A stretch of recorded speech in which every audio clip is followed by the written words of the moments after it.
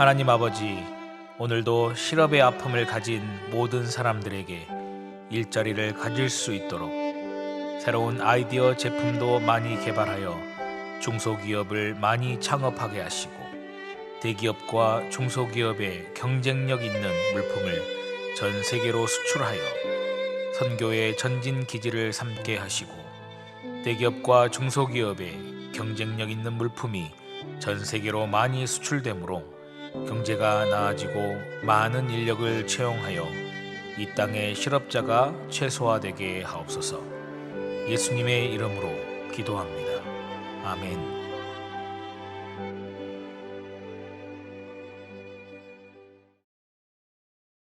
다 함께 찬송가 288장을 함께 찬송하시겠습니다.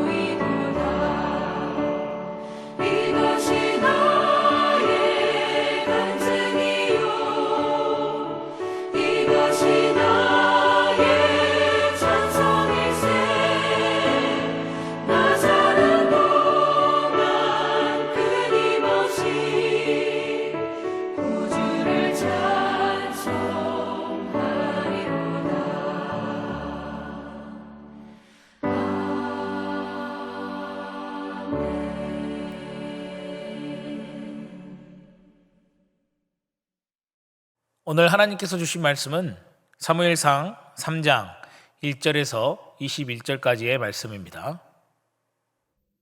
사무엘상 3장. 아이 사무엘이 엘리 앞에서 여호와를 섬길 때에는 여호와의 말씀이 희귀하여 이상이 흔히 보이지 않았더라. 엘리의 눈이 점점 어두워가서 잘 보지 못하는 그때에 그가 자기 처소에 누웠고 하나님의 등불은 아직 꺼지지 아니하였으며 사무엘은 하나님의 궤에 있는 여호와의 전 안에 누웠더니 여호와께서 사무엘을 부르시는지라. 그가 대답하되 내가 여기 있나이다 하고 엘리에게로 달려가서 이르되 당신이 나를 부르셨기로 내가 여기 있나이다 하니 그가 이르되 나는 부르지 아니하였으니 다시 누우라 하는지라. 그가 가서 누웠더니 여호와께서 다시 사무엘을 부르시는지라. 사무엘이 일어나 엘리에게로 가서 이르되 당신이 나를 부르셨기로 내가 여기 있나이다 하니 그가 대답하되 내 아들아 내가 부르지 아니하였으니 다시 누우라 하니라. 사무엘이 아직 여호와를 알지 못하고 여호와의 말씀도 아직 그에게 나타나지 아니한 때라. 여호와께서 세 번째 사무엘을 부르시는지라. 그가 일어나 엘리에게로 가서 이르되 당신이 나를 부르셨기로 내가 여기 있나이다 하니 엘리가 여호와께서 이 아이를 부르신 줄을 깨닫고 엘리가 사무엘에게 이르되 가서 누웠다가 그가 너를 부르시거든 내가 말하기를 여호와여 말씀하옵소서 주의 종이 듣겠나이다 하라 하니 이에 사무엘이 가서 자기 처소에 누우니라. 여호와께서 임하여 서서 전과 같이 사무엘아 사무엘아 부르시는지라. 사무엘이 이르되 말씀하옵소서 주의 종이 듣겠나이다 하니 여호와께서 사무엘에게 이르시되 보라 내가 이스라엘 중에 한 일을 행하리니 그것을 듣는 자마다 두 귀가 울리리라. 내가 엘리의 집에 대하여 말한 것을 처음부터 끝까지 그날에 그에게 다 이루리라. 내가 그의 집을 영원토록 심판하겠다고 그에게 말한 것은 그가 아는 죄악 때문이니 이는 그가 자기의 아들들이 저주를 자청하되 금하지 아니하였음이니라. 그러므로 내가 엘리의 집에 대하여 맹세하기를 엘리 집의 죄악은 제물로나 예물로나 영원히 속죄함을 받지 못하리라 하였노라 하셨더라.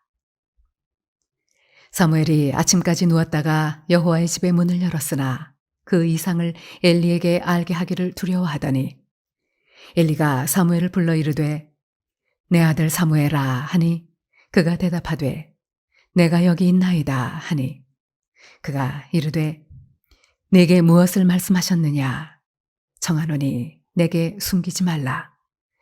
내게 말씀하신 모든 것을 하나라도 숨기면 하나님이 내게 벌을 내리시고 또 내리시기를 원하노라 하는지라. 사무엘이 그것을 그에게 자세히 말하고 조금도 숨기지 아니하니 그가 이르되 이는 여호와이시니 선하신 대로 하실 것이니라 하니라. 사무엘이 자라매 여호와께서 그와 함께 계셔서 그의 말이 하나도 땅에 떨어지지 않게 하시니 단에서부터 브엘세바까지의 온 이스라엘이 사무엘은 여호와의 선지자로 세우심을 입은 줄을 알았더라. 여호와께서 실로에서 다시 나타나시되 여호와께서 실로에서 여호와의 말씀으로 사무엘에게 자기를 나타내시니라. 오늘 함께 읽으신 본문은 엘리 제사장 가문에서 사무엘로 이스라엘의 영적 리더십 이양이 시작되고 있음을 알리는 장입니다. 오늘 본문은 크게 세 부분으로 나누어 볼 수 있는데요. 1절에서 9절까지는 하나님께서 사무엘을 이스라엘의 새로운 영적 지도자로 세우시기 위해서 부르시는 장면이고, 두 번째는 18절까지로 사무엘을 부르신 하나님께서 엘리 제사장 집안의 멸망을 선포하시는 장면, 그리고 마지막 절까지는 사무엘이 하나님께서 부르신 영적 리더로서 이스라엘 민족 앞에 본격적으로 등장하게 되는 장면입니다. 지난주까지 우리는 말씀을 통해서 왜 하나님께서 이스라엘의 지도자로 사무엘을 새롭게 세우시게 되었는지 알게 되었죠. 그것은 바로 그동안 이스라엘의 영적 지도자로서 소임을 다해왔던 엘리 집안의 타락, 영적 타락 때문입니다. 사무엘상 2장에는 거룩한 제사장의 직분을 감당해야 할 엘리의 자녀들의 행실이 악하고 타락했다고 기록하고 있고, 더욱이 그들을 훈육시킬 책임과 의무가 있는 아버지 엘리도 그 소임을 가볍게 여기고 소홀히 했다는 사실이 기록되어 있습니다. 그리고 오늘 본문 1절에 이 하나님의 말씀이 희귀하여 이상이 흔히 보이지 않았더라, 이 말씀 역시 이 당시의 도덕적, 영적 타락이 극심했다는 사실을 우리에게 말씀하고 있는데요. 이 구약시대의 하나님은 영적으로 깨어있는 예언자들을 통해서 하나님의 말씀을 태어나게 하심으로 하나님의 비전과 이상을 보여주시지 않았습니까?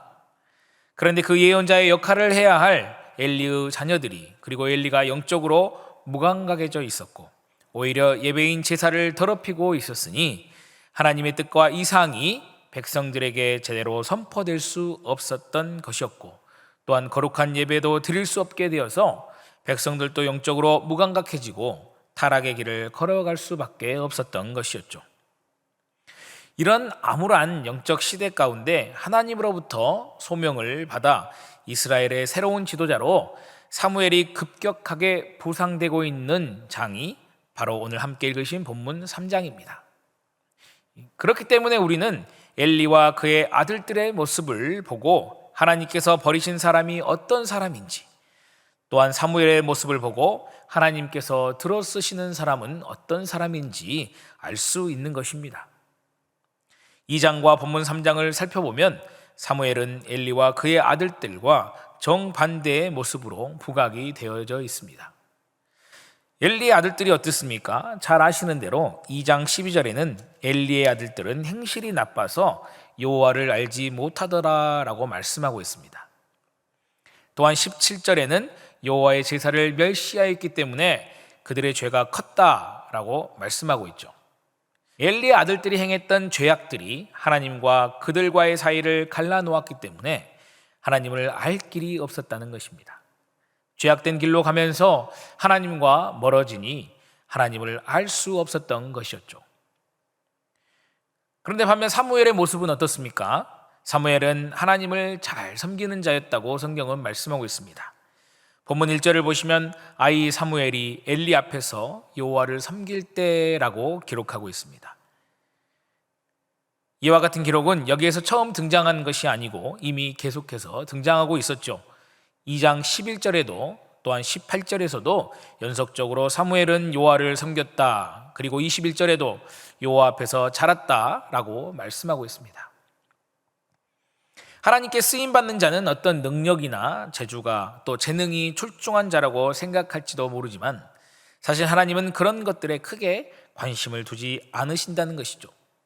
하나님께서 찾으시는 자는 하나님을 섬기는 자입니다. 하나님께서 다윗을 선택하실 때도 마찬가지였죠. 이 세 아들 중 용모가 준수한 자들 모두를 제쳐놓고 다윗을 선택하시면서 하나님은 외모를 보지 않으시고 마음의 중심을 보신다고 말씀하십니다. 하나님은 어린 사무엘이 얼마나 하나님을 경외하고 섬기는지 그 마음의 중심을 보시고 그를 선택하신 것입니다. 사무엘의 마음의 중심이 하나님 보시기에 얼마나 합당했는지 우리는 3절을 통해 알 수 있습니다. 3절을 보시면 지금 사무엘이 어디서 자고 있습니까? 하나님의 궤가 있는 여호와의 전 안에 누웠다라고 성경은 말씀하고 있습니다. 지금 사무엘이 누워있는 곳은 거룩한 곳, 조금이라도 잘못하면 하나님의 심판의 불이 떨어지는 곳, 바로 거룩한 여호와의 전입니다. 레위기를 살펴보면 제사장들이 이 성소에 들어갈 때 행해야 하는 자격 요건들이 있었죠. 흠이 있는 제사장은 성소에 들어가지도 못했습니다. 아론의 아들들이었던 나답과 아비후는 이곳 성소에서 지정된 불씨를 사용하지 않고 다른 불을 사용하는 용도로 죽임을 당했습니다. 이 성소라는 장소는 누군가가 발 뻗고 한가롭게 잘 수 있는 그런 곳이 아니죠. 그런데도 사무엘은 그곳에서 편안하게 잠까지 잤다는 것입니다. 사무엘의 마음의 중심이 하나님 보시기에 합당하지 않았다면 있을 수 없는 일이었습니다. 그런데 우리가 생각해 볼 것이 있습니다. 사무엘과 엘리의 자녀들이 정반대로 묘사되고 있는데요. 사실 이들의 삶의 출발점은 같은 선상이었다는 것입니다. 다시 말씀드리면 이들의 인생의 출발점은 모두 같았다는 것입니다. 엘리의 아들들도 모두 제사장 아닙니까? 이들도 하나님께 드려진 사람들이었습니다. 아시다시피 제사장의 직분은 아버지로부터 아들에게 승계되는 직분입니다. 엘리의 아들들도 제사장으로 부르심을 받고 그에 맞는 교육을 받았을 것입니다. 유대인들의 이 자녀 교육을 살펴보면 어떻습니까? 오늘날의 정통 유대인들의 자녀 교육을 보면 율법을 우선적으로 가르치며 어렸을 때 반드시 토라를 암기해야 합니다. 특히 13세가 되기 전에 모세 오경인 이 토라를 반드시 외우게 되어 있습니다. 그리고 13세 이후에도 율법에 대해서 소홀히 하지 않습니다. 이렇게 21세기 지금의 현대를 살아가는 유대인들의 자녀 교육도 하나님이 주신 그 율법을 그들의 마음속에 새기는 것을 가장 최우선으로 생각하고 살아가고 있는데, 엘리 제사장이 살았던 그 구약의 시대에는 어떻겠습니까? 말로 할 수 없을 정도로 정말 철저했을 것이죠. 그런데 우리가 13절을 보면 홈리와 비느하스가 왜 이렇게 되었는지 우리는 생각해 볼 수 있습니다. 13절을 보시면 내가 그의 집을 영원토록 심판하겠다고 그에게 말한 것은 그가 아는 죄악 때문이니 이는 그가 자기의 아들들이 저주를 자청하되 금하지 아니하였음이니라 라고 하나님이 말씀하고 계십니다. 엘리의 집안의 몰락의 이유는 이 자녀들이 타락한 삶을 살았던 것도 있지만 아버지였던 엘리가 부모로서 자녀들의 신앙 훈육의 소임을 끝까지 다하지 못했다고 하나님은 말씀하고 계십니다. 홈리와 비느하스가 언제부터 이렇게 타락한 삶을 살았는지 우리는 정확하게 알 수는 없습니다. 다만 기록된 것처럼 매우 늙어서까지 자녀들에게 하나님의 말씀을 지키며 살도록 훈계하는 모습을 보면 아마도 엘리는 자녀들에게 율법의 법도를 잘 지키며 행할 것을 계속해서 가르치긴 했을 것입니다. 그러나 3장에 이르러서 엘리가 하나님께서 하시는 말씀을 심각하게 받아들이지 않았다고 적시하고 있습니다. 사실 하나님은 이미 2장에서 한 차례 경고를 하셨죠. 그리고 지금 3장에서 다시 한번 경고를 하고 계시는 것입니다. 하나님의 이 경고의 내용을 보면 결코 가볍게 넘길 내용이 아닙니다. 자녀들의 목숨과 또 자손들의 미래가 걸린 문제입니다. 그런데도 엘리는 이 경고를 심각하게 받아들이지 않는 모습을 보이고 있습니다. 18절을 보시면 하나님께서 선하신 대로 하실 것이니 라고 받아들이고 그냥 넘어가고 맙니다. 회개를 하고 하나님 앞에 울부짖어도 모자를 판인데 이렇게 천하태평하게 그냥 넘어갈 수가 있습니까? 그의 모습을 보면 그가 영적으로 둔화되어서 하나님의 말씀을 심각하게 받아들이지 않았고 그로 인해서 자녀들이 잘못된 길을 가고 있음에도 신앙의 가르침의 책무를 다하지 않았다는 것을 우리는 생각해 볼 수 있습니다. 저도 아직 아이가 어리고 또한 자기 자식 교육에 관해서는 장담을 할 수 없다는 말을 종종 들어옵니다. 그리고 아이러니하게도 지금 새로운 영적 지도자로 부르심을 받은 사무엘도 사실 자녀 문제에 관해서는 할 말이 없는 사람입니다. 그럼에도 불구하고 오늘 엘리의 이야기를 통해서 우리가 알 수 있는 것은 우리의 생을 마치는 그날까지 이 영적 민감함을 잃지 말아야 하는 것은 물론이거니와 또한 사랑하는 자녀들의 신앙에 관한 문제를 소홀히 할 수 없다는 것입니다. 내가 먼저 영적 민감함을 잃어버리면 나 자신뿐만 아니라 나의 가족, 나의 자녀들이 엘리의 자녀들과 같은 삶을 살아가게 되는 것은 시간 문제입니다. 우리는 내주하시는 성령님의 인도하심을 받아서 영적 민감함을 잃지 않도록 부단히 애쓰고 노력해야 할 것입니다. 그리고 우리의 가족과 자녀들, 더 나아가서는 나의 이웃들이 하나님을 삶의 주인으로 모시고 하나님의 말씀을 따라 사는 삶을 살도록 끝까지 포기하지 않고 권면해야 할 것입니다. 하나님께서 이 엘리의 영적 둔함을 책망하시고 자녀들의 신앙 문제에 대해서도 심각하게 받아들이지 않고 권면하지 않았음을 지적하시는 것을 기억하시고 먼저는 말씀을 가까이 하며 늘 깨어서 기도하시고 성령 충만을 사모하심으로 영적으로 둔화되지 않는 삶을 사시길 축복합니다. 그리고 우리의 자녀들, 더 나아가 우리에게 보내주신 이 영적 자녀들까지 신앙의 삶을 회복하고 굳건히 지켜내며 사무엘과 같이 하나님을 섬기며 예배하는 삶을 살아가면서 하나님께 쓰임받는 자들이 되기를 기대하고 소망합니다. 기도하시겠습니다. 사랑해 주님 감사합니다. 오늘 이 아침 말씀을 함께 나누면서 신앙의 부모로서 믿음의 유산을 잘 물려주는 것이 얼마나 소중하고 귀하고 중요한 일인지 생각해 볼 수 있도록 은혜를 주심에 감사를 드립니다. 이 귀한 소명을 잘 감당할 수 있도록 항상 영적으로 깨어 있을 수 있게 은혜를 더하여 주시옵소서. 우리의 자녀들이 굳센 믿음의 길로 걸어갈 수 있도록 중보하며 권면할 때에 하나님을 따르는 삶을 살 수 있도록 그들의 마음을 열어주시고 믿음 위에 서는 삶이 최고의 삶임을 깨닫고 믿음의 자녀로 살아갈 수 있도록 인도하여 주시기를 원합니다. 우리가 기도하고 권면할 때 무너졌던 예배의 삶이 회복되고 하나님이 찾으시는 그 예배자가 되게 하시고 사무엘처럼 마음의 중심이 하나님을 향한 자로 서가는 우리의 자녀들이 되도록 복의 복을 더하여 주시옵소서. 감사를 드리며 예수님 이름으로 기도드립니다. 아멘.